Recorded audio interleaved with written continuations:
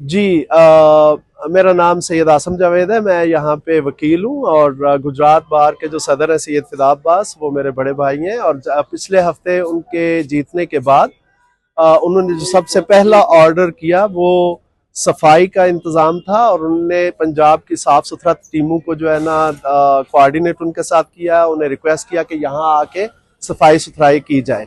तो सफाई के हवाले से मैं अपनी वकला बरादरी को भी रिक्वेस्ट करना चाहूँगा कि वो अपने ऑफिस को जब साफ़ करते हैं तो वो कूड़ा करकट जो है नालियों में फेंकने की बजाय उसको इकट्ठा करें। और यहाँ पे साफ़ सुथरा पंजाब वालों ने कुछ कंटेनर्स रखे हुए हैं, तो अपने मुंशियों को बोलें कि वहां जाके फेंकें।